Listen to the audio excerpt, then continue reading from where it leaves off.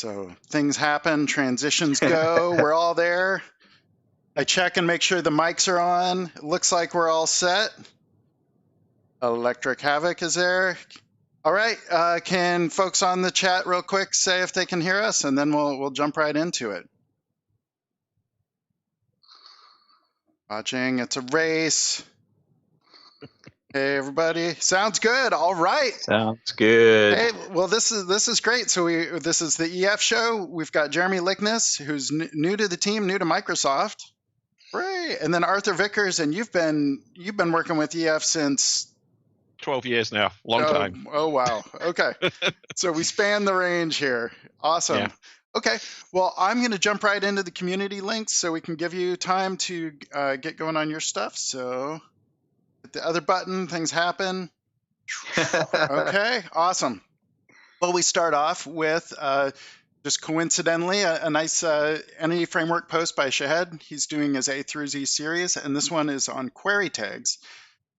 So this is a nice feature which I believe he points out has been around for a bit since EF Core 2.2, but I don't see widely used or as widely used maybe as it should be. So the idea here is that you can associate query tags with a query. So you can say tag with, and when you do that, then you see in your SQL logs, you can see what you just logged out. So really handy for kind of tracing through, understanding maybe performance, or if you're getting something different back than you expected. Go ahead. So one of the things that we've frequently heard in the past, especially from people like support personnel who are trying to route issues, is that they can't trace back the issue that they find in the server to the specific LINQ query that created it. And so the main reason for tagging your queries is so that when you get some issue that your DBA or somebody else is saying, hey, this is something's wrong here, you can then quickly go back and find that LINQ query that generated it. Yep. Cool. And then, so Shahed also points out some just kind of little, tips. You really are just writing out a string, but some nice things to remind you that you can use string interpolation. So that's handy. And then he also shows off, using the new line character, right? So you can use the @ to escape at the beginning, and then you can write out more complex things. And then he links over to the docs for additional information. All right, a few blog posts, just updates from the team. .NET ASP.NET core updates for .NET 5 Preview 3. Not a huge amount in here as you'd expect as we get towards Preview 3, but here we have updating existing project, and then the main thing here pointing out performance improvements for HTTP2. Cool. And HTTP2 important for things like gRPC performance as well. And then Dan writing about Blazor WebAssembly 3.2.0 Preview 5 coming out soon. So this some cool things here.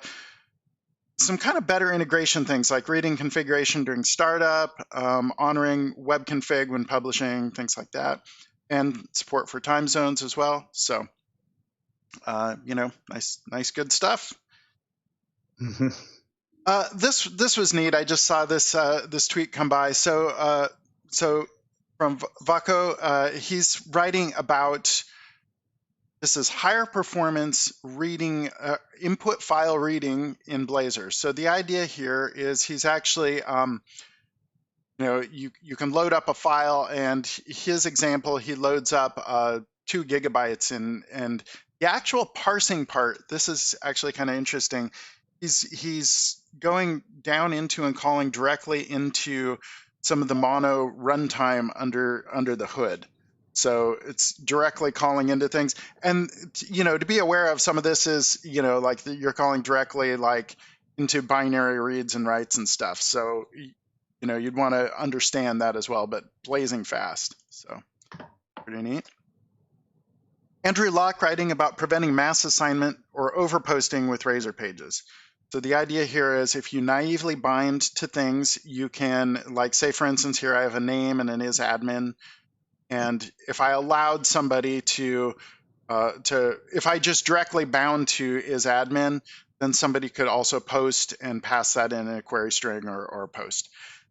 So this has already gotten, I think, a lot better than it was with MVC. We try and kind of protect you as much as possible with MVC, but it's a common, a lot of the time people will bind directly to the model in a controller, and you can get to problems. And so part of what the page model gives you is it's kind of a better path for that. But Andrew still does point out that you can, if you naively are binding, then you can run into problems. So he shows a case where you could go through and set somebody to an admin if you knew what was in there, or if you just kind of guessed. So he talks about some different approaches. One is a dedicated input model. So just because you have a page model doesn't mean you have to bind directly from there. He also does point out some other things, like, for instance, you can directly set things in your bind properties. And that's often, I think, kind of a simpler case. So he also points out MVC, the options you have there. It really has gotten better over time, that we have all these attributes that you can put on properties, and with scaffolding, we try and keep you as safe as possible by default. So then, just kind of wrap up. And here's a neat thing I just saw the ASP.NET team tweeting about recently, the beginning of work on a reverse proxy. So this is a high performance HTTP reverse proxy. I honestly don't know too much more about it, other than it's neat and I'm keeping an eye on it. Looks like fun. And then one more from Christos, and Christos has just moved to the Microsoft Identity team as a PM, and so here he's walking through using the Microsoft Graph APIs and hooking that into an existing ASP.NET Core 3.1 application. So this is the post of the week where you'll want to get a cup of coffee and spend your time on it. There's it's a detailed walkthrough showing bringing the NuGet packages in, and then as well hooking up with Azure on the back end. So definitely interesting. And this I've worked with this over time, and it's nice to see these libraries maturing, and this is simplified from when I had worked on it before. Good. And as always, we share the links out, and I'll pass these in the chat and put these in the show notes at the end. And I'm ready to go back to, let me see, switching over. This should show all of us. Hooray, we're back. Awesome. So I think, Jeremy, you were going to start first? I'm going to start first. I actually have a few things to show. So let me share my screen, make sure that's up and running here. And thanks for having us on. We're actually super excited about starting our own stand-up. That's going to be the first Wednesday of every month at the same time, but on Wednesdays instead of Tuesdays. So our first one is actually coming up on next week, Wednesday, May 6th. So check that out. We'll be on this same channel live streaming. I wanted to do just a quick introduction. I'm assuming most people are familiar with the Entity Framework. For those who aren't, it's really easy to get to the docs. I'm going to zoom in here. It's there's a short link, aka.ms/efdocs, and that'll take you to the equally easy to remember docs.microsoft.com/ef. But what I want to show is just, this is the entryway to our documentation. We just revamped this. So if you've been to the Entity Framework Core docs in the past, hopefully this gets you to where you want to go a lot faster. We've got a few quick jumps here. I'm going to show you something in a second specific to that. We are a object database mapper. And so it's similar to an object relational mapper, but we do have support for non-relational databases. Cosmos DB, it's something I'll be showing today. We work with flavors of SQL, Postgres, MySQL, Azure Cosmos DB. We have Oracle provider. So there's a lot of depth of support that we have in this tool. And we also work on several platforms. Because we're true .NET Core, we can run on ASP.NET Core, we can run on Blazor server. We've going to show you that, WPF, WinForms, and Xamarin. So a lot of depth there. The easiest way to stay in touch with what we're doing to keep up with the team is to come to this. There's a short link for this that's just EF Core feedback. But if you come to this page, the issues page on the repo, we have a weekly status, and you can drill down into that weekly status, and it's added to every week. If we jump down to the end, we can see the most recent update, and it includes the burn down. So what I love about this team is they do everything out completely in the open. We have design discussions on GitHub, etc., and we get a lot of community contributions. This section right here is just in the last preview, some community contributions that made it into that preview. So we thank the community for that. Actually, that's not even one preview. That was just community contributions from 1 week in there. Oh, that's right. That's the weekly update. Now, some of those are documentation updates, fixing typos and stuff, which are obviously super quick and, but those are useful too. I mean, we get a lot of increased quality in our documentation through little PRs like that. So if you see a typo, send a PR and we'll get it fixed. Cool. So let's jump here. I want to show a couple things. So I want to show, for those not familiar with Entity Framework, a little bit on getting started. For those who are familiar, show some new features. First thing I'm showing you is this is SQL Server Management Studio. I'm going to start with a SQL Server example. And you can see I have a few random databases here, but what I want to do is work on a blogs database, and that blogs database isn't here.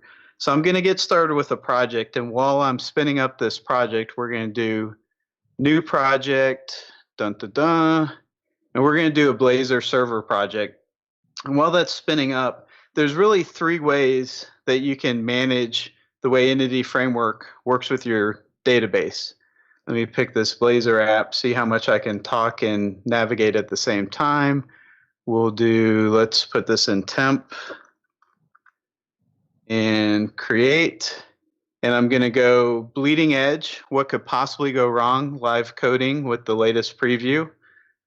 So we're going to let that. And of course, here's the first funky thing that happens is my template gets sized funny. Let me drag that over. Come on, template. Yeah, I've tried combinations and key presses and oh, there we go. I found a corner of it. Let's do this. Good. Interesting demo, part 1. Hey, well, we know you're showing live stuff. That's right. All right. If we come over here, yay, we can create it. So while that's spinning up, there's really 3 approaches you can take. You can use a database, and we have a scaffolding tool that you point at the database, and it'll spin up C# classes that model the database for you. That's sort of a database first approach. There's a code first approach, which I'm going to show now, where I define my C# classes and create a database based on those classes. And then there's kind of what a meet in the middle approach that a lot of people follow, where the database is designed on one side, C# classes are designed on the other side. Entity Framework is configured to map between the 2 of these. So I've got my Blazor server project. I'm just going to go ahead and run it. Let's get past the first hurdle to make sure it compiles and runs without me making any crazy changes to that. And we're going to run into, I think, some of the Teams delay that happens here with screen sharing at the same time. But I do have a method for that that's cycling the mouse clockwise. Oh, wow. Yeah. You see that? We go down here. It's like the spinning beach ball or whatever, or the spinning circle of patience, the blue circle of patience. Yeah, we're going to pull this little window over here. And you see I'm prompted by this. This is telling me, spin your mouse. I like it. We need the encouragement. No, we're not going to sync. And we're getting so close. So while I talk about this, what I'm going to do is I'm going to create some C# classes. And these classes will have nothing to do with a database whatsoever. They're just going to be pure, we'll call them domain classes. I don't want to get into nuanced philosophies of domain-driven design etc. But I'll have a few classes, and then we're going to see how to wire up a database. So this is my Blazor server app. If I click the counter, it works. If I fetch data, we fetch data. So that's good. I just wanted to do that reality check. So now I'm going to add a file, and I'm going to follow not the best practice in the world, because I'm going to dump a bunch of stuff in a single file. Turns out that will actually work. The application will run. It might not be the most beautiful organization of code, but that's okay. I'm going to give it the scientific name, data stuff. I like it. That's right out of that's patterns and practices, right? That's right. That's right out of that book. So the first thing we're going to do inside of data stuff is we're going to create a class for a blog. Has an ID, a name, a URL, and a post. Has an ID, a title. Is it active? We have this reference to the blog ID it belongs to, plus we want to be able to navigate directly to the blog. So if I get to a post, I want to be able to get to a blog. So now that I've got post defined, I can kind of do the circular reasoning thing here. And let's add another property to blog, because a blog actually has a collection of posts. So we're just going to set up that collection. So those are my C# classes. Imagine they're in a nice separate .NET standard class library that I can share, etc. So now I want to bring in Entity Framework. So what I'm going to do is go into my tools and manage my NuGet packages for the solution. And the way Entity Framework Core works is we have providers that work for different databases. So there's a Cosmos provider, there's a SQL provider. If we do Entity Framework Core and start with SQL, you can see I've got the SQL Server. So I can pick that, choose my project, and install it. The other thing I want to do is bring in a set of tools. So there's some tooling extensions that we'll look at in a minute. And the way that I bring those into the project is once this installs, Bleeding Edge, okay, perfect, is we go to .tools, and we take that and we install those tools. And I'll talk more about what those tools are in a minute. So now I've got Entity Framework Core added to my application. It's ready to talk to a SQL server. So in my data stuff, I want to create what's called a DbContext. Think of this as a scope or a context for doing work with the database. This is sort of your interface to the database. So what this looks like is we inherit from DbContext, which is provided as part of Entity Framework Core. And then we expose these DB sets. A DB set, you think of that as mapping to something like a table. It's something that you can reference on its own. So I can get to blogs directly, or I can get to posts directly in this DB set. Now, the other thing I want to do is tell it that we're connecting to SQL Server. Just because I included the reference doesn't mean it's automatically going to pull that out. So I'm going to override when this is configuring. I'm telling it use SQL Server, and then I'm just calling the base on configuring. Now, we're going to have to come back to that in a minute, and I'll show you why, but I want to kind of work through the example. The next thing I want to do is I want to seed my blog. So it is possible through code to define what the initial state of your database looks like. And Entity Framework is smart enough to look at what your current schema is, what your current data looks like, and generate the right scripts to make up the difference between that. So we're just going to seed some initial data. Let me bring that over for you right here. And so the way this is working is I'm telling it, okay, so for this blog entity, this has data, passing it a couple blogs. For this post, this has data, passing it a couple posts. So that's just seed data that says, first time you create this database, let's make sure that this data exists in the database.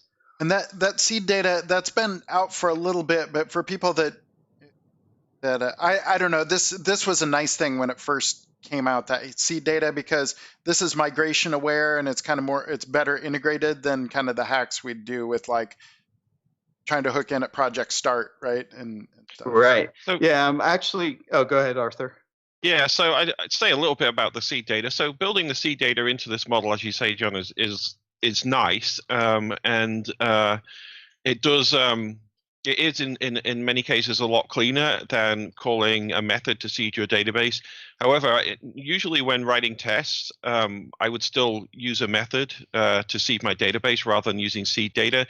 And that's primarily because right now you have to modify your model to put your seed data into it. And there isn't really a great way of building your model for your test that includes the seed data without kind of it impacting your application when you're building the model for your application. So I think that's something that we should look into, and I have some ideas about additional hooks that could make the seed data more useful. I've just finished writing some docs though for the EF doc site on testing with EF Core, and in those cases I actually show just using a regular seed method in the kind of more traditional way. That's all. Very cool. So it demos well, the seed data, by the way. So I'm going to call that out. So this is the extension method that comes with Entity Framework Core that wires up the blog context. There are different options that you can pass to a context. So there's some more going on behind the scenes, but this makes it pretty easy for me. And now before we can actually show something, I'm coming over to shared and adding a new Razor component. So let me do that, because I want to be able to show an individual blog post. So I'm going to call this blog item.razor. And this is just a Razor component. Let's let that spin up. And then I'm going to type as fast as I can. And basically this has a parameter. So we're going to pass a blog object into this. If it's not null, so we only render if we actually have something, it's going to show the URL with the name, and then it's going to iterate through the posts and show the posts that are inside of the blog. So the next thing we're going to do is take over this index page, and we're going to get rid of all this, and we're going to say my blogs. Now I need to inject a couple things so that I can use this. I need to inject the blog context that I configured, and I also need to use Entity Framework Core because of some of the code that I'm going to write. And then let's go ahead and add some code here. So we're going to go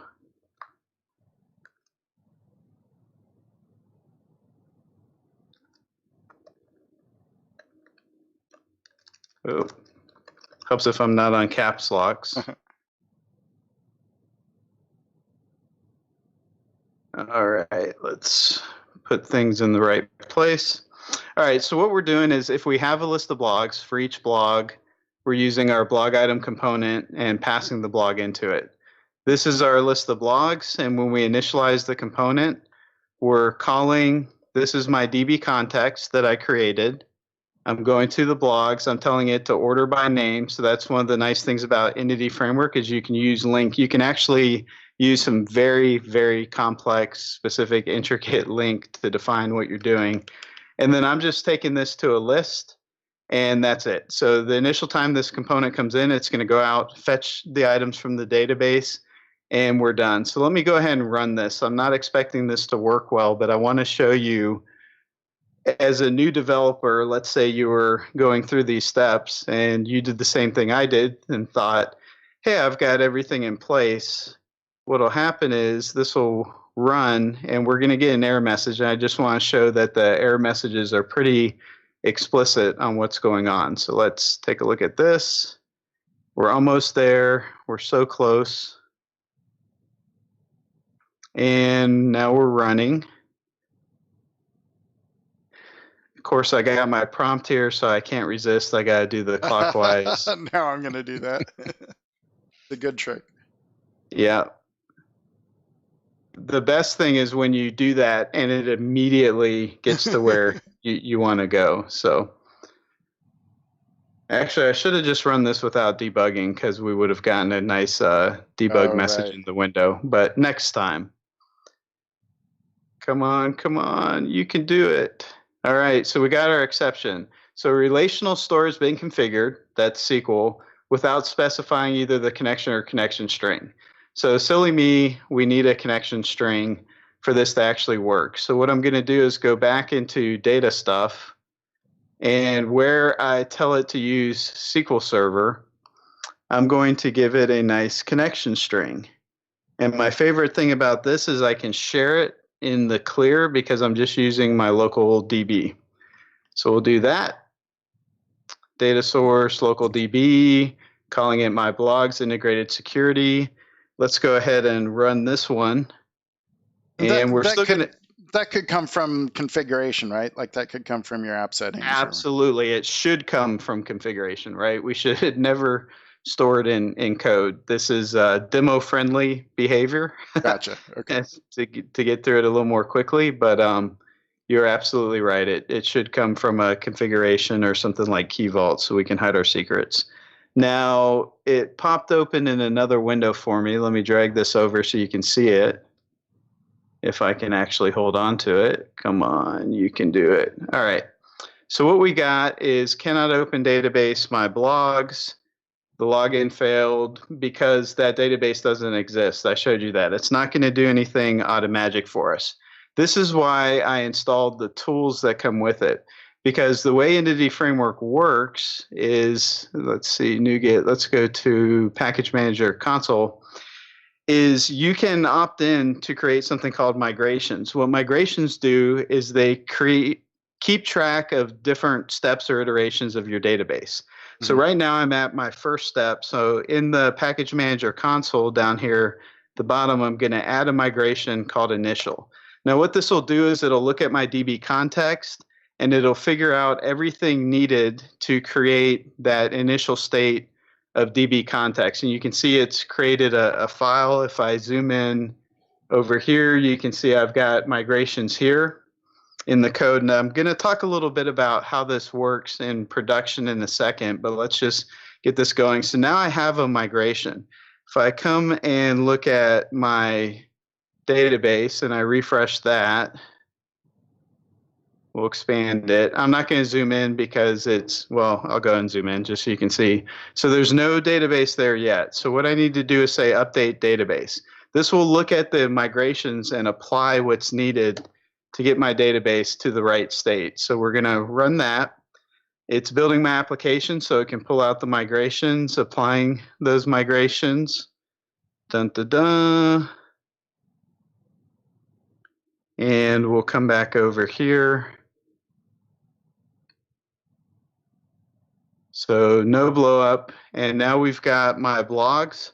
So it's created the database. If we expand that, you can see I've got two tables. And here's blogs and posts and an internal table that uses. So it's created the columns. It's figured out IDs and identity column. It's figured out posts is foreign key referencing back up to blog ID. So it's done all that for me. Now, the first new thing I want to talk about is right now these migrations are embedded in the same project. And there hasn't been great guidance on when to run these because sometimes people run it on startup, but that can create issues. For example, if you're in a load balanced environment, you have multiple web servers spinning up at once. The last thing you want is all three of them trying to apply migrations at the same time. Right. So one of the things we're working on, it's not released yet, but we're working on a bundling option that you basically look at a set of migrations and you get an artifact that's an executable that will just apply the migrations. So now I have an artifact that I can plug into my CI/CD pipeline. And as a first step, I can stage the database changes before deploying the updated application. So that's something that we have an open issue on. If people have opinions and feedback on that, I encourage you to look at that issue and give us feedback. But that bundle will come out and make it easier to work with this. So let's go ahead and fire this up again. There's a question from viewers. So just asking you to clarify what migrations do in a nutshell. So in a nutshell, migrations look at any changes in your schema from the last iteration that you ran a migration, and then it creates the code necessary to generate the scripts to get the database up to date. So let's say I add a property, I drop a column, let's say I add an entirely new entity. Every time I do add migration, it's going to look at, here's the current state of how I've configured my DbContext. This is what the previous state looked like. What scripts do I need to do to basically get the database up to that state? So dropping columns, adding new tables, etc. So can I just jump in?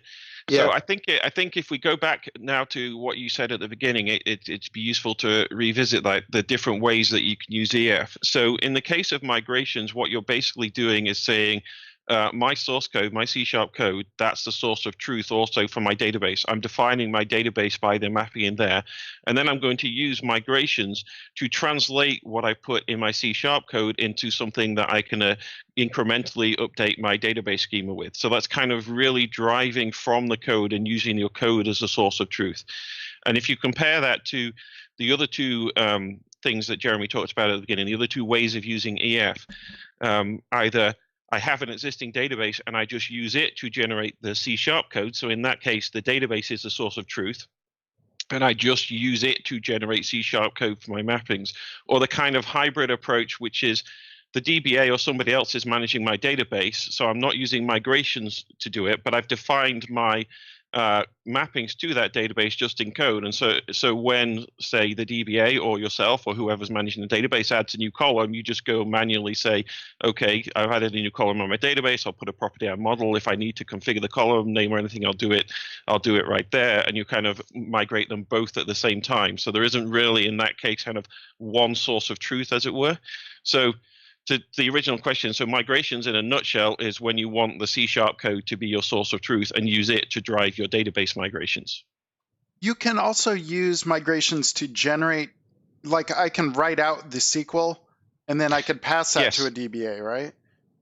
Yeah, so this comes back again to the bundling thing that Jeremy was talking about. So yeah, we wrote code from a long time ago to generate to be able to generate databases at runtime, and that's super useful for prototyping, for testing. Like lots of test suites will generate their databases from code. Problem is that it's massively overused in production apps because it's so easy to do. You just somehow you put a migrate in at the beginning of your app, and it works, and you think, I'm done. So for years, we've basically been saying, don't do that. Generate the scripts. There's an option from the migrations commands to generate a script, which will put it all, you can then just pass that over to your DBA and run it. Or you put it in your CI pipeline and run it. And saying those things, it makes it sound easy. But actually getting a script and then figuring out what do I actually have to do with this script to really make this work? How do I actually integrate this with my CI pipeline? How do I give that to, how do I deploy it onto the production database when I'm updating my application? All those things are actually quite hard. And so the bundles and the guidance around bundles is an attempt to basically take away that question of, oh, okay, I've generated the script, but I don't know what to do with it, and have an easier flow through where you can just put the bundle with the rest of your application deployment to Azure or whatever, and it will update your database in a safe way using the bundles, rather than you having to then resort to running it on startup or figure out how to manually deal with the scripts. Okay. And then just one other question to kind of wrap up on this. So a follow-up from the person that was originally asking to clarify what migrations are is, if they already have entities in the database, will adding migrations from Package Manager console cause problems? If you have an existing database, and then you want to start managing it with migrations, is that I think that's maybe what's being asked. You can do that. Yeah. You can do that. That's another thing that we have ideas to make that easier. I'm not sure if it's in 5.0. It's definitely fairly high on the list. There are things you can do to make sure that the information that EF is tracking in the migration history table is up to date with what's really in the database. And then once you get to that state, then you just keep going like normal in migrations. But we do want to add some better guidance and help around that as well. All right, I'll let Jeremy get back to what he was showing. Sorry, I just wanted to... No worries. That was great discussion. I think migrations and probably one of the biggest challenges, right, with updating applications is how do you synchronize the schema changes in the database with the code. So I'm glad people are on top of that. This is the control that I ran, and we can see it's picked up my blogs. But if we go back to the component, I wanted it to iterate the posts inside the blogs, and it hasn't done that. So what I'm going to do is show you a new feature that we have. I'm going to break this up a little bit, and what I'm going to say is var query equals, and I know I've been made fun of for the way I say query. That's fine. It's lots of training. So I'm just breaking this out into 2 steps here, basically setting up the query and then awaiting it. And I'm just going to put a breakpoint. Let's do it right after we get the query. And I'm going to run in debug, and we'll let this spin up. So what I want to show you is 2 features that we added, because obviously one of the main goals here is to be able to use code to interact with the database. And one of the biggest challenges people can often run into is when they're writing complex LINQ statements to translate into SQL. How does that translate? How is EF Core going to parse that and turn that into a SQL statement? So we've just landed on our breakpoint. We've done a couple things to make life easier. I'm going to show you one of them right now. If I come over query, right now I'm going to go into expand this. Let me zoom in actually so people can see what I'm doing. So we've got this debug view, and the debug view is interesting because if I expand this, I get an expression which shows sort of the expression syntax, but I also get this query, and I'm going to open this up. And what you can see is this is showing me the actual query that was generated from that LINQ. So I can do that right through debug. There's another way to do it I'll show you in a second.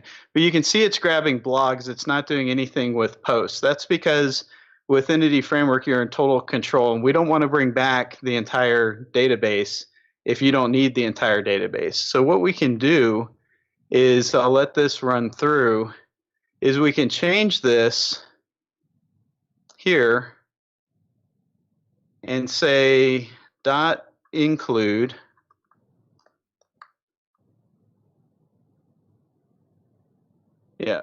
we're going to have to stop debug for this change. That's fine. I'm going to say dot include, and this is my blog, and what I want to include is my post. Not sure why IntelliSense is giving me a hard time there, but let's go ahead and rebuild that. So what I've done is I've explicitly said blog zone posts, so I want to explicitly opt in to bringing in those posts for the call. So let me rerun it with that change.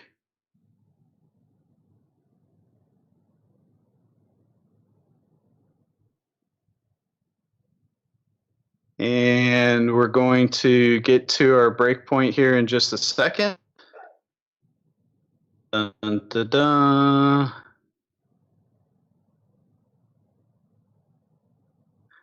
All right, so we hit our breakpoint. I'm going to come back to this query. Give it a second to spin up. I'm going to open the non-public members, queryable debug view, and this time I'm going to grab this, and now we can see that it's actually doing a join to pull the post data.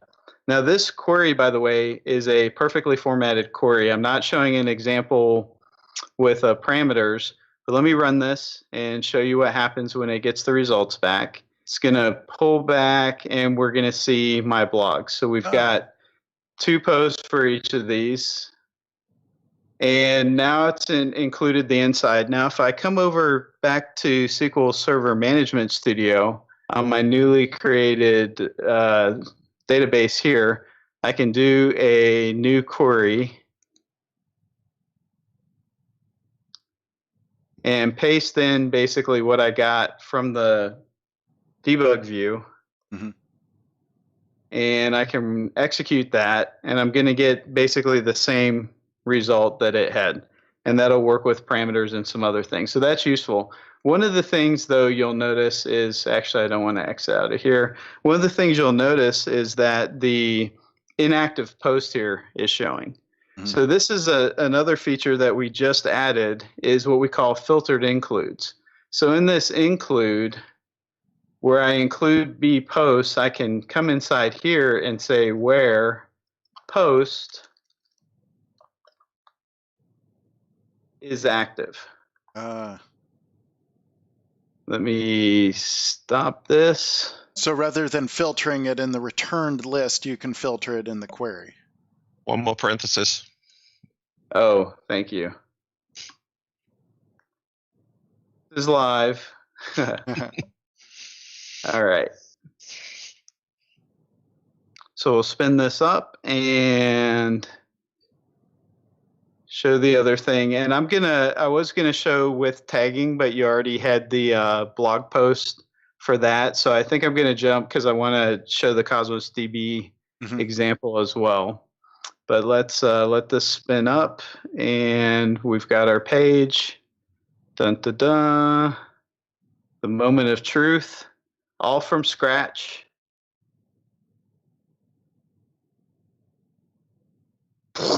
Just kidding. Right.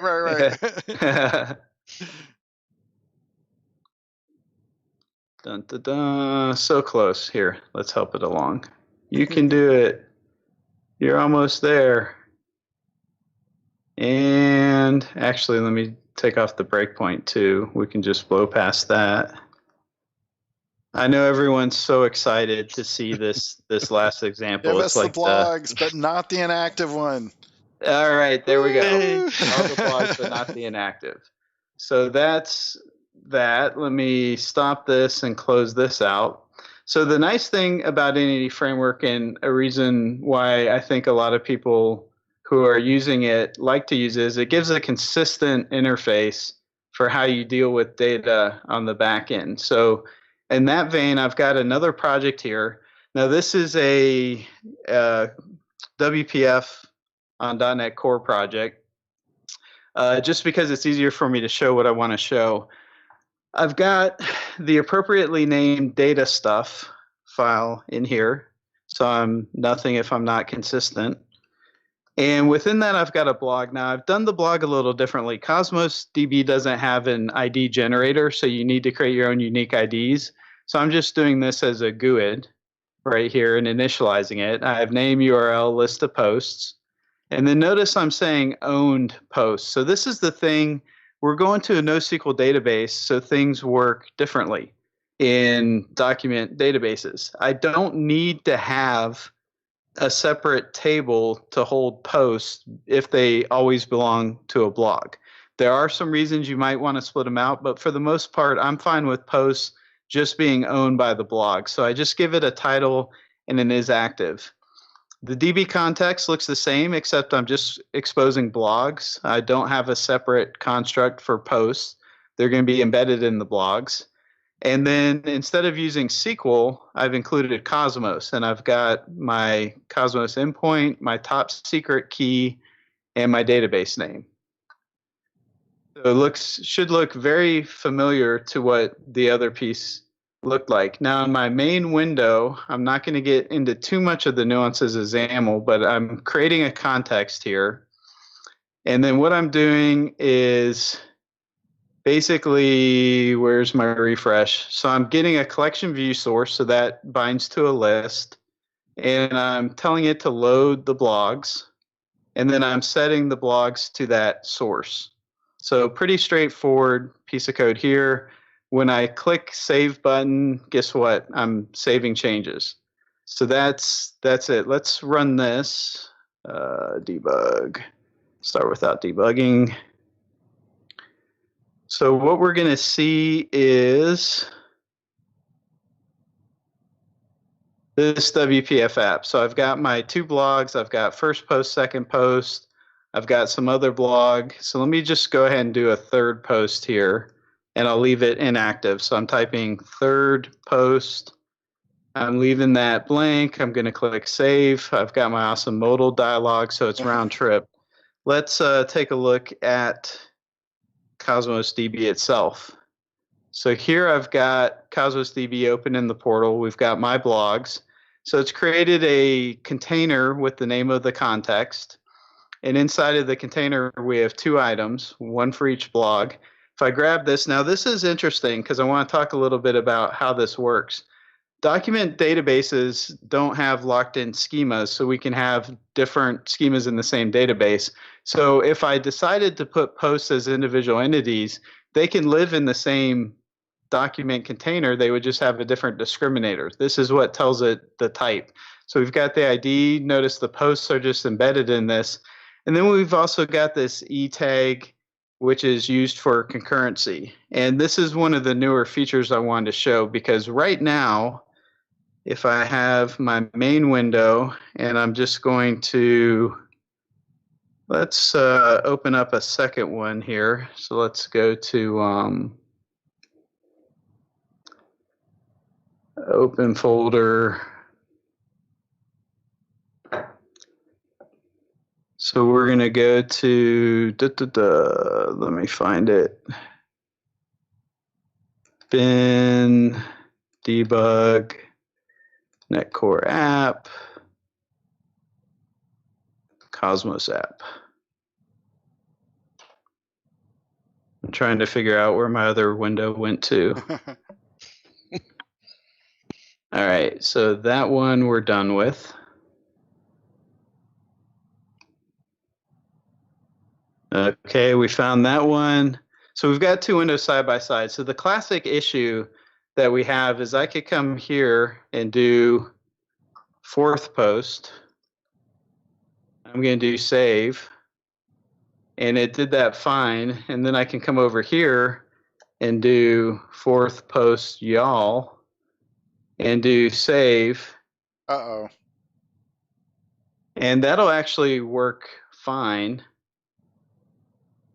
because there's no concurrency checks. So now if I close this and reopen it,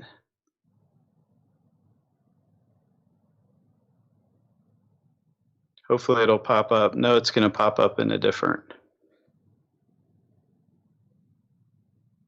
So see, basically it just overwrote without. So we can fix that. And what's interesting is Cosmos DB has that concurrency token. So that's a tag that's inside of Cosmos DB that checks for updates. I don't want to mutate my model and put a concurrency property on it just to satisfy the database. Mm-hmm. So fortunately, Entity Framework for me allows me to do something like this. And I'm just going to paste it in here, and then I'll explain what's happening.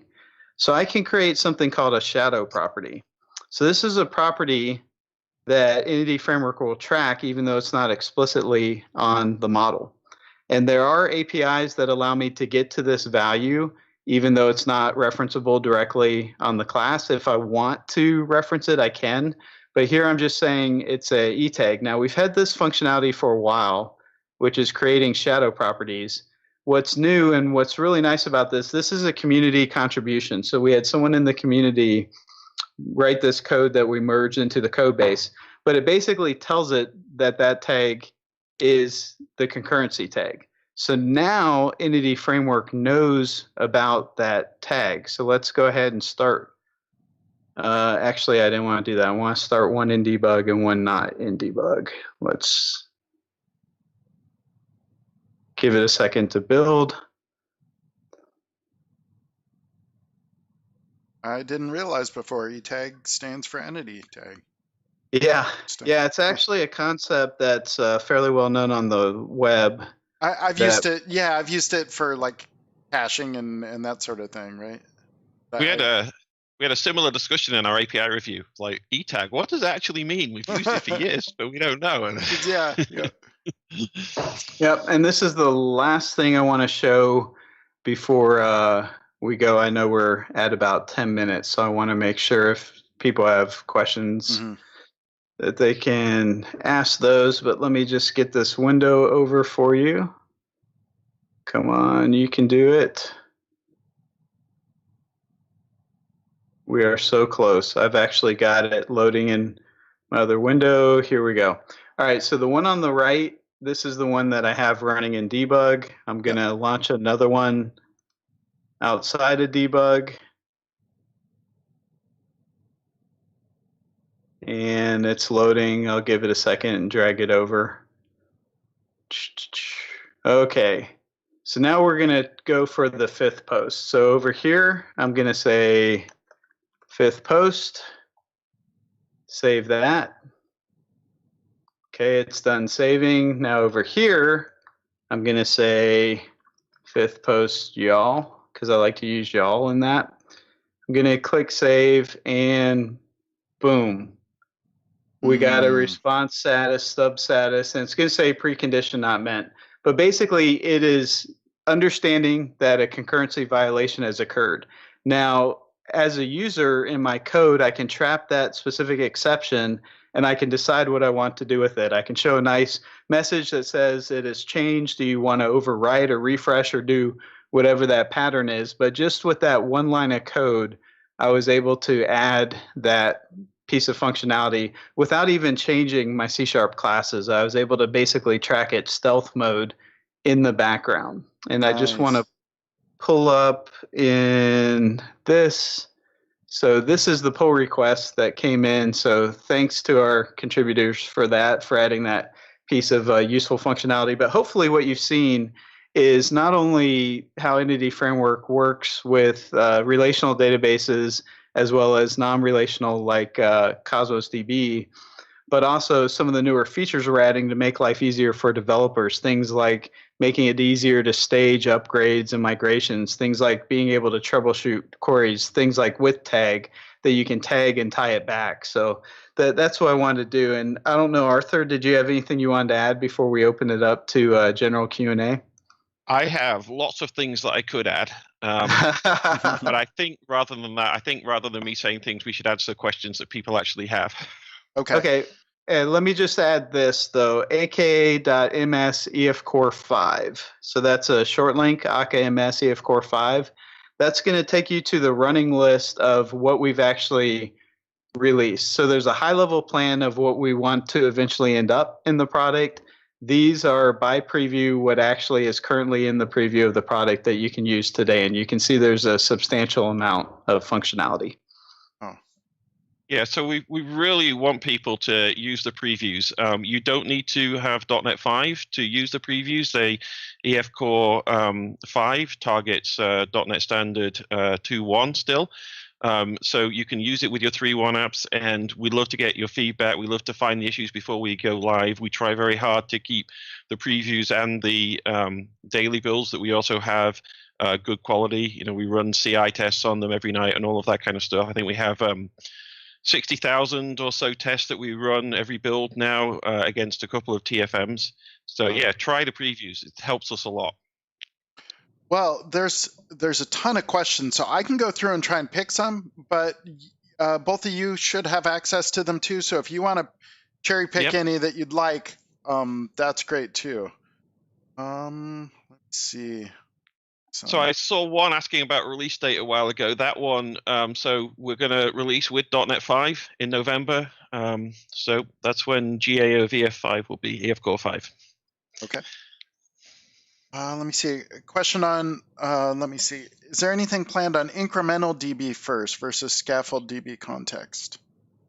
I'm not sure. Yes, so that's the issue that we generally refer to as update model from database. That it's a big feature. It's a lot of work to do that in a reliable and useful way. People often say that it existed in EF6, which is true if you were using the designer to some degree. However, I think people are maybe forgetting how bad it was in EF6 because it's very difficult. So, you know, Bryce on our team is very interested in these kinds of things, and I suspect we will get to it. I'm not sure when. It's definitely not 5, and it probably won't be 6. That's just the reality of the complexity of the feature versus the value, you know, across everything. Mm-hmm. Let me see. There's a question on what is the latest thinking and support around in-memory testing? Interesting. Well, I just merged a PR this morning to. It's not live on the docs page yet, but it's in the docs repo in master. We've probably merge it to live probably tomorrow, I imagine. I think that's when Smith usually does it. So basically, I've written a big documentation, a big document on testing with different database providers, outlining the pitfalls of using the in-memory database and showing how to use SQLite within memory, and then showing how to also test with your real database provider, how to share that database between different tests in a thread-safe way so that tests can still run in parallel, but they won't trip over each other. So yeah, that's the guidance. So we're not removing the in-memory provider. We're not going to do that. And there's too many people using it. It'd be just too breaking to remove it. To be honest, I knew that was the case when that issue was filed, but the team really, really was like, can we remove it? Can we remove it? So we put it out there just to get feedback, and it generated a lot of discussion, which was great. Because people use that a lot for tests, right? Especially. They do, but the issue is that you can run into, in a nutshell, the problem is the in-memory database is not a relational database. Mm-hmm. It behaves differently from relational databases in a number of cases, and it lacks some of the features that relational databases have. And so you can have both a false sense of security that your app works when it doesn't, because it's not actually running against the real database that you use. And you can also run into cases where you just can't test something properly with the in-memory database because it doesn't support the feature that you need to test. Yeah. So while it can be useful, there's pitfalls, and that's kind of what the document really tries to outline. Okay. Let me see. I saw a question about shadow properties, but it scrolled by and my scroll's not working. Okay, let me see about that. Well, you're looking for that. How does ETAG work under the hood? I'll just address that. Every time you save a document to Cosmos DB, it generates a new ETAG. And so if that ETAG comes as a payload when I read it. So if I read ETAG 1, someone else updates it, it becomes ETAG 2, and then I click save. It realizes that the ETAGs don't match. 1's not equal to 2, so it throws a concurrency exception. Pretty straightforward. Okay. Let me see. There's a question on, is there guidance on separating EF Core from the front end? All the examples they're finding directly reference EF Core in startup code and ASP.NET Core project. I don't necessarily follow that. Yeah, exactly, because that's not the front end. What I guess more high level, is there guidance on structuring your application with EF Core? So yes and no. We definitely have samples. Rick Anderson has his brilliant walkthrough with ASP.NET using either Radar Pages or MVC, and that shows good separations and good practices. EF doesn't tend to be that opinionated about those things itself, and that's because it can be used in many different ways in many different applications. So it's more a matter of kind of reading that kind of ASP.NET guidance and following what you see there, I think. Yeah, and I like to always say the rule of lowest common denominator. So I like to break out projects based on shareability. So if I can put my POCOs, my C# classes, in a class that can be shared on Xamarin, on ASP.NET, on WPF, on whatever, if I can break out my DbContext to be shareable between my ASP.NET project, maybe my Blazor server project, etc., that makes sense. And then in your actual platform, your Blazor, your ASP.NET Core, whatever that is, you're going to have a configuration step to let dependency injection know it exists, but you should have a strategy of layering it, because you want to be able to run, for example, tests against your DbContext without necessarily spinning up the entire website. So, okay. So about the shadow properties, they're asking about that. They're saying, is that a dynamic? No, it's not. It's unrelated to that. So what the shadow properties, the primary use case for shadow properties is really foreign keys. That's essentially the main reason they were introduced, although they actually are useful for many other things, as Jeremy showed us today. And the idea is basically that you want this. You need a foreign key in your database because that's how the database manages it. But your domain object, you don't want to expose the foreign key because that's a relational concern. And so shadow properties essentially let you have an object which doesn't have a C# class that doesn't have any property for the FK at all. So it's not like dynamic in that we kind of dynamically put it in the entity some way. It's not hidden in like a private field or something, although you can do that if you want as well, and that often has advantages. What it is it's basically EF has an entry for the entity that's being tracked in the context, and that entry contains the value of the shadow property. So then when we update the database, we know what the FK value is because we're tracking it in the context, even though the entity itself doesn't have it. And so with e-tags, you can see it works the same way. You don't have to have it exposed in your entity, but it's being tracked in the context.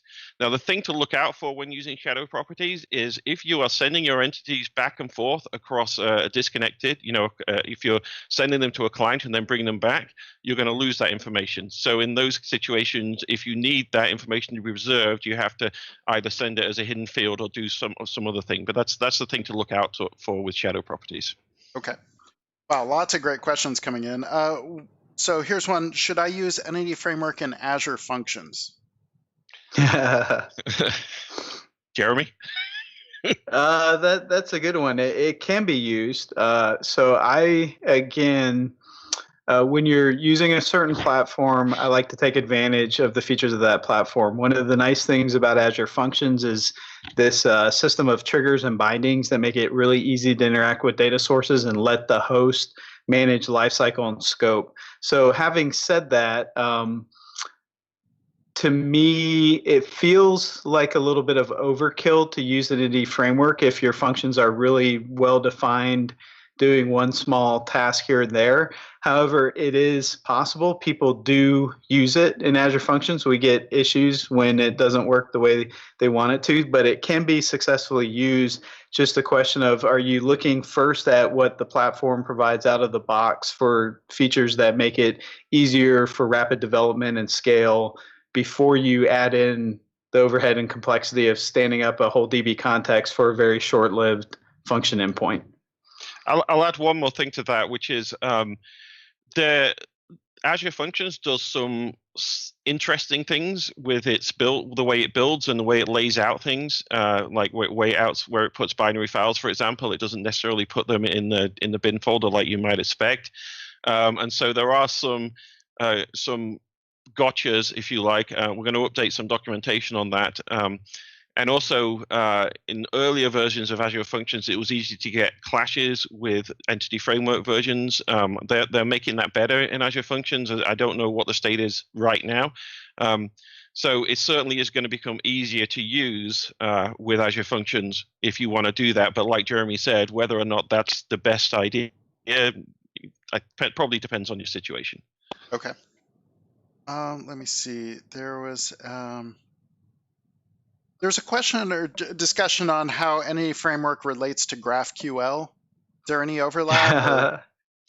So that's a good one. Actually, for if we don't get to all the questions, with our monthly Entity Framework community stand-up that we're kicking off, we're going to leave a lot of time for questions next month or next week, actually. So I wanted to put that out there. But we will be covering topics besides just Entity Framework. We're really looking at data in the .NET ecosystem. The first one's going to be mainly all Entity Framework, but we'll be tackling things like OData and GraphQL. So the answer is GraphQL is a way of requesting data from a client that is that basically tackles the problem space of I don't need everything and I need security and I need to be able to request certain shaped objects. Maybe there's 15 properties, I only need 2, but I also want to go 3 levels deep. So it solves that problem. And the interesting thing is because of the way Entity Framework works with exposing the ability to use LINQ and use expressions to navigate the database, it's very straightforward for things like OData and GraphQL. Well, straightforward, no, because if you had to write one yourself. But there is a path for an adapter. So most of the, as far as I know, GraphQL.net and Hot Chocolate, which are the 2 more popular GraphQL.net libraries that I'm familiar with, I believe they both have adapters to Entity Framework so that you can stand up and use GraphQL. So the idea is if you're on the server, Entity Framework, you're done. But if you have a client that needs to connect, you can choose to use GraphQL. And if you're using Entity Framework, there's an adapter that makes it really easy to lay that in front of it and translate those requests through Entity Framework. Okay. So 2 things.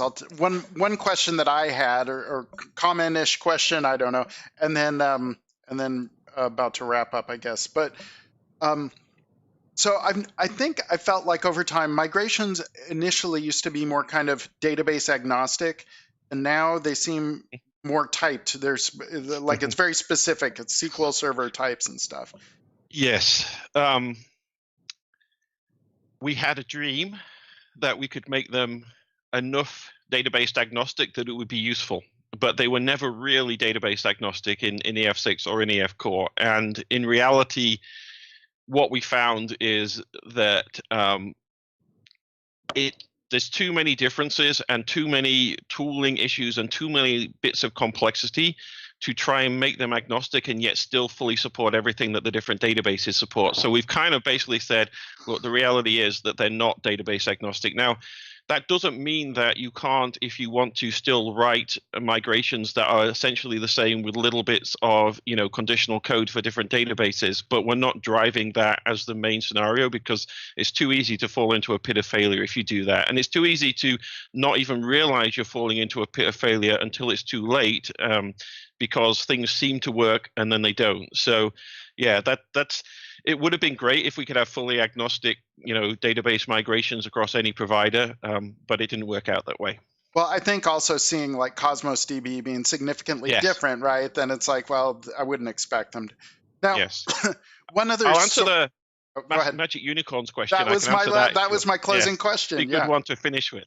Okay, so back almost 12 years ago, 11 years ago, when we were a group of us, Diego, Rowan, myself, Andrew Peters, and some people like Bryce and Andrew who are still on the team, were basically pushing for code first, or code only as we called it back then, and DbContext as in a new API that was better than object context for those who remember that, which at least when I started on the team, I was like, I can't believe this. Anyway, so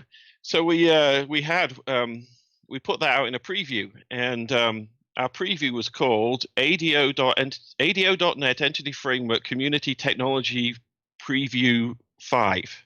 I think that was it. Actually, it was Feature Community Technology Preview 5.